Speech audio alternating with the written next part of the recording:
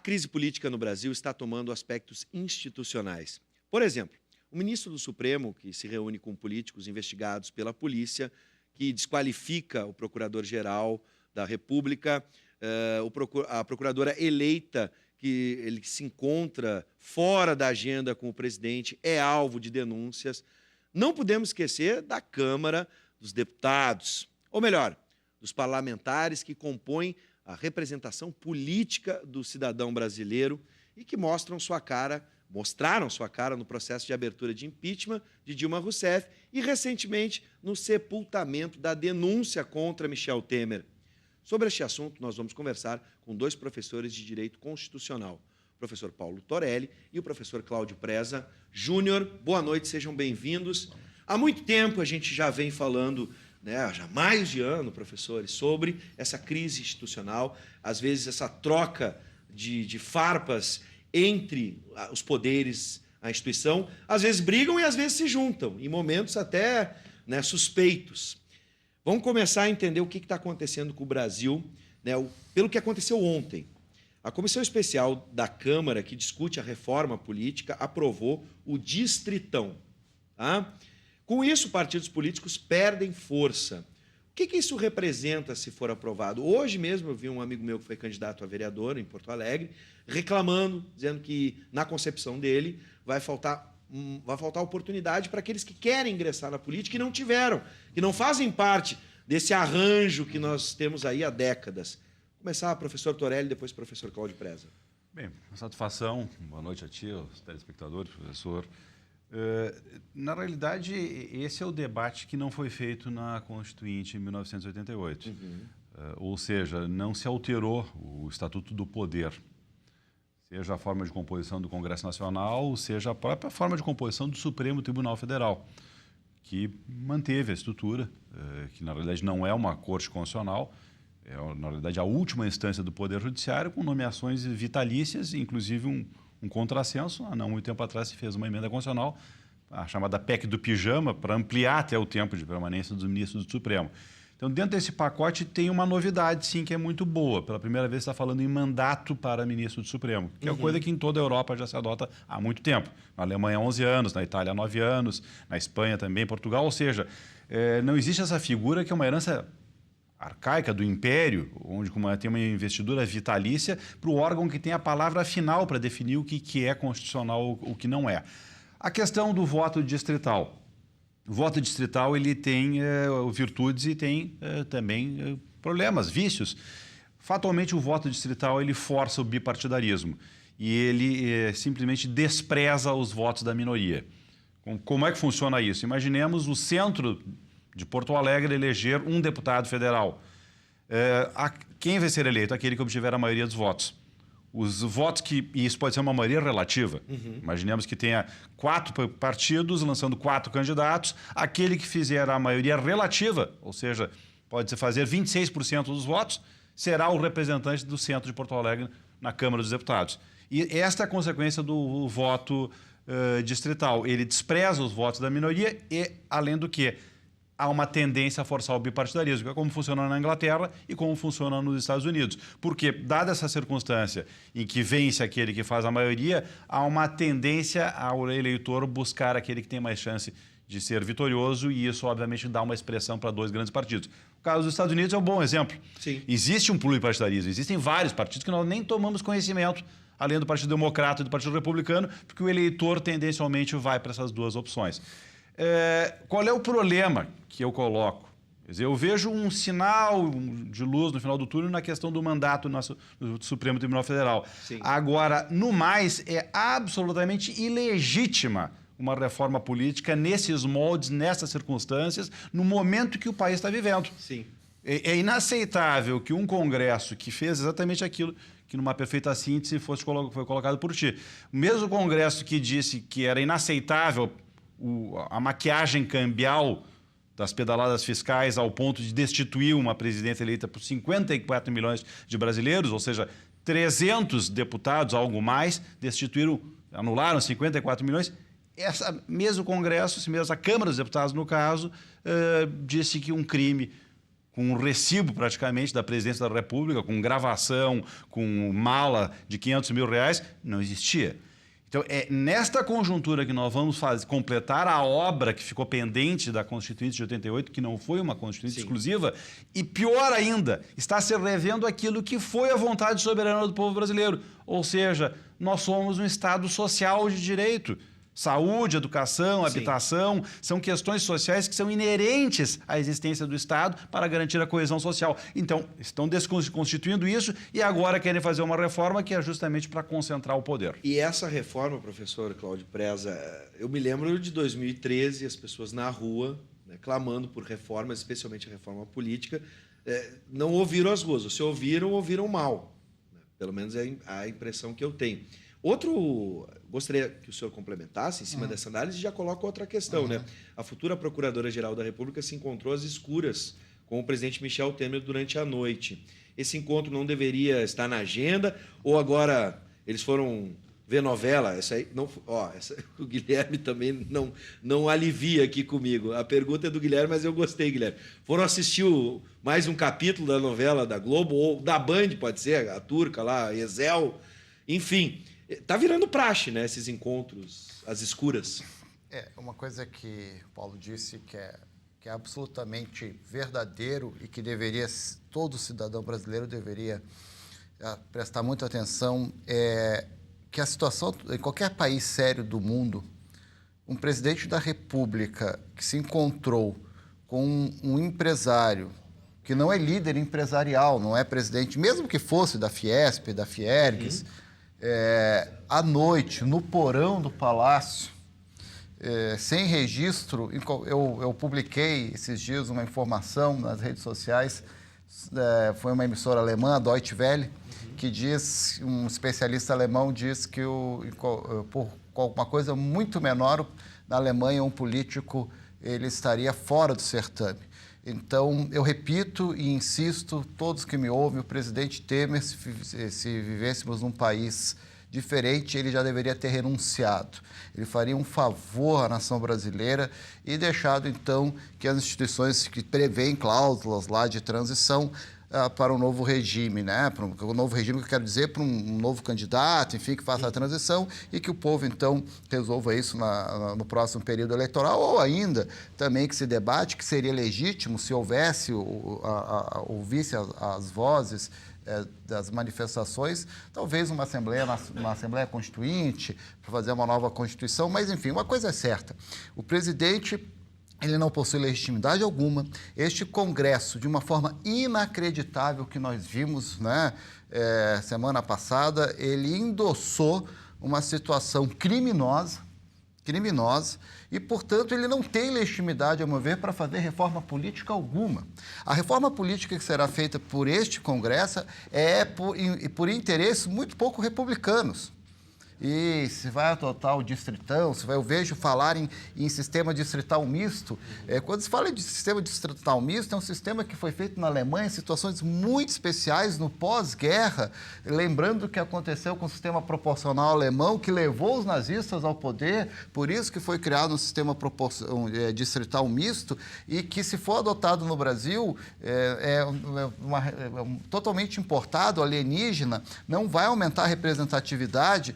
Então, este Congresso, ele deveria pensar única e exclusivamente como levar esse governo, ou melhor, que esse governo renunciasse e que, a partir daí, então, nas próximas eleições, o povo brasileiro resolvesse, que é o medo que a sociedade brasileira e a elite política brasileira tem, a sociedade brasileira também, de lidar com a democracia. A democracia enquanto um sistema poliárquico. Um dos medos que se tem atualmente é que a esquerda volte ao poder, né? Eu não sou de esquerda ou não de direita, esse não é objeto. Mas se legitimamente a esquerda chegar ao poder nas próximas eleições ou a direita chegar ao poder, é da regra do jogo democrático. E isso não deveria endossar as atuais decisões do nosso Congresso, que, eu repito, de republicanas não tem nada. E esse governo é um governo ilegítimo, porque é um governo pautado por sérias dúvidas de criminalidade. Sim. E, portanto, repito, o que o presidente deveria fazer, veja o que me refiro a ele respeitosamente, porque ele é o presidente, ele deveria renunciar. Só para terminar, é muito engraçado nos argumentos utilizados por muitos parlamentares, deputados. Eu vou votar o não, porque era o não que se votava. Sim, o prosseguimento para o STF. Para que o presidente, então, possa se defender após o mandato. Como assim? Sim, eu vou para. Eu não sei se eu estou votando não, mas eu não sei se o presidente é culpado ou inocente. Então eu vou deixar que o mandato dele acabe para que ele possa se defender após. Sim. Mas esse é um argumento surreal. Sim. Frente à seriedade das acusações. Então, não me parece que esse governo e esse Congresso tenha qualquer pudor republicano de se encontrar às escuras com quem quer que seja para tratar de coisas que não são do interesse público. Porque certamente não estão lá reunidos para tratar do interesse público, porque se o fosse, a hora que fosse, estaria registrado na agenda do chefe de Estado. Então, desculpe assim, a opinião pesada, mas vai além das questões ideológico-partidárias, porque nós estamos falando de uma situação de crime, e de crime comum. É de crime comum. Com a ex-presidente Dilma, não estou a defendendo nem a criticando, mas era de crime de responsabilidade. Até pode ser que tenha acusações ou não, mas o atual presidente trata-se de acusações de crime comum. E aí vem aquela ideia que a gente sempre fala de proporem o pacto, seja ministro Gilmar Mendes ou qualquer outro deputado que venha propor este pacto. Não vamos mexer agora, porque seria uma tragédia para o país, a gente tiraria a estabilidade do país. Estamos melhorando na economia, por isso fiz o link da economia no início da conversa, ou quando anunciei o quadro. Enfim, tem outra questão aqui que eu citei no início da nossa conversa, eu quero a opinião dos dois, sobre a integração entre os poderes, onde a gente vê abertamente em entrevistas, né, um ministro do STF falando sobre o poder executivo, sobre a participação também no poder legislativo. Enfim, só para a gente ter uma ideia, né, aqui a gente tem o presidente Michel Temer desqualifica o procurador-geral da República e diz que é vítima de uma perseguição política. Mesma estratégia de Lula em relação a Sérgio Moro. A saída agora é a perseguição política, como as instituições estão se agredindo às vezes, de certa forma. Essa é a impressão que eu tenho. Né? Estão se esbufeteando entre eles lá, ou seja, o executivo, o judiciário e o legislativo. Professor Torelli. Bom, na realidade, um pouco ainda no tema anterior, se tem uma reforma política que precisa ser feita, é justamente uma aproximação maior da soberania popular. Ou seja, o país pertence ao povo. Sim. Inclusive, isso é importante nós enfatizarmos. Lá em 2013, tu referiste, a preocupação que houve na ocasião, inclusive, era se fazer um plebiscito, um referendo com uma reforma constitucional onde se permitiria uma participação mais cotidiana da cidadania. O que nós estamos vivendo hoje é uma coisa inominável, ou seja, o Supremo Tribunal Federal não está julgando o mandado de segurança da presidência Dilma com relação ao impeachment. O presidente da República tem 5% de aprovação, ou seja, ele tem 95% do povo brasileiro que não aprova o presidente Michel Temer. Então, há uma crise de legitimidade que, na realidade, ela se arrasta desde 88, Sim. porque em 88 se manteve, como eu disse no início, este modelo. E o que nós estamos vendo realmente é o desdobramento disso. O fato do presidente da República acusar o procurador Janot de suspeição é um direito dele. E, aliás, uma coisa que é muito comum, como disseste. O acusado sempre diz, estou sendo perseguido. Sim, claro. O que a nação inteira assistiu foi a gravação do empresário Joesley e foi a mala de 500 mil da pessoa que foi indicada, foi nominada na gravação por ele. É da minha confiança para receber os 500 mil, fulano, e depois apareceu. Se isso não é uma prova, é o cadáver que está estendido no chão, o sujeito é pego com uma faca suja de sangue e diz, não é nada disso que vocês estão pensando. Esta que é a situação. Sim. E daí o porquê da delação premiada, que é muito polêmica, do Joesley Batista. Por quê? Obviamente porque ele obteve pela primeira vez um recibo de corrupção do presidente da República. Sim. Essa que é a circunstância que está desenhada. Esta circunstância outra, da Procuradora de Justiça, futura Procuradora-Geral, Raquel Dodge, se reunir na calada da noite, porque é isso, foi na calada da noite, sem agenda, de uma forma reservada, no momento em que o presidente Michel Temer está falando mal publicamente, atacando o atual ocupante do cargo que será ocupado por ela daqui a um mês. Isto também é um cenário que não precisa ser interpretado, ele é muito notório.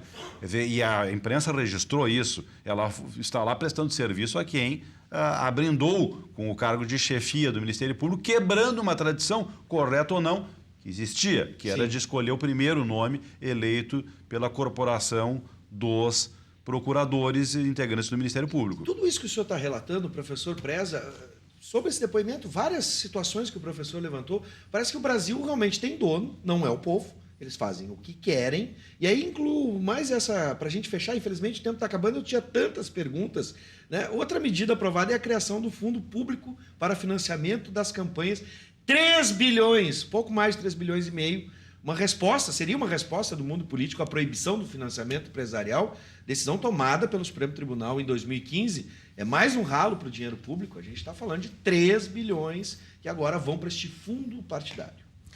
Winston Churchill que dizia que a democracia é o pior regime de governo, com exceção de todos os outros. A democracia é cara, na menor sombra, ela é cara, ela vai ser cara em qualquer sociedade.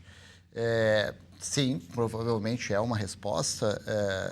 Eu sempre destaquei que acabar com doações, o que a gente precisa é transparência nas doações, transparência absoluta. Um partido que não consegue amealhar doações na sociedade, ele já começa mal, porque ele é um partido então, que ele não tem, ele é artificial. Então, o papel do partido de entrar para dentro da sociedade, buscar representatividade prévia, inclusive com doações financeiras, é um caminho que já aproxima o sistema da vontade popular de alguma forma. As quantidades e a maneira como o fundo partidário é feita a gestão é muito pouco transparente, esses dados não são revelados, mas eu tenho alguns números na cabeça. Os dois, por exemplo, o Partido dos Trabalhadores, pelo tamanho, teve em volta de 100 milhões de reais, né? E o PMDB em torno de 90 milhões. Tá? São números relativos, porque se a gente for colocar na ponta do lápis, a gente vai ver que não é muito dinheiro, mas uma coisa é certa: há pouca transparência, há pouco interesse republicano. Mais uma vez, essa decisão tomada de aumentar e mais com uma ironia adicional, né? O nome que é dado, né, para a democracia, enfim, brincando, enfim, com a República, brincando com a democracia. Esse Congresso que está aí não tem legitimidade para tomar qualquer tipo de decisão deste ponto de vista. Repito, ele é um Congresso que autorizou a continuidade de um governo que tem sérias dúvidas de ter cometido um crime e, portanto, eu insisto, quantas vezes for necessário, esse governo não poderia chegar ao fim, independente de ser de esquerda ou de direita, porque esse é basilar, é antes. Nós estamos falando de uma situação de crime comum. O presidente da República deve renunciar e, então, aí, que se tem um novo governo, repito, quantas vezes for necessário, mas esse Congresso não tem legitimidade para fazer reforma política, para fazer reforma partidária. As reformas que porventura possam ser feitas, elas serão feitas em prejuízo da democracia e da República. Isso é a certeza que eu tenho. Bom, só para fechar, eu vou só ler aqui para a gente ter uma ideia, porque ficaram algumas questões, eu vou deixá-las no ar para o nosso próximo encontro com os dois professores. Já agradecendo, sempre nos atendem e em breve vamos nos encontrar de novo. Só para a gente ter uma ideia, por exemplo, né, na Câmara dos Deputados nós vimos novamente os deputados soltarem a criatividade na hora do voto. Então, para impedir que a denúncia contra Michel Temer fosse para a STF, a gente viu, novamente, o nome de Deus sendo usado, né? A gente viu a representatividade das famílias de cada deputado, e aí eu fico perguntando, né, o que Deus, as famílias e o povo brasileiro acha de tudo isso. Mesmo na contramão, fica a última questão: por que as panelas não estão batendo? Por que está faltando a indignação? Por que 2013 não está se repetindo nas ruas? Enfim, não vamos ter essa resposta hoje, mas eu quero agradecer a presença dos dois. Professor, sejam bem-vindos. Muito obrigado. Fica a pergunta: por que a gente não está se indignando com tudo isso que está acontecendo?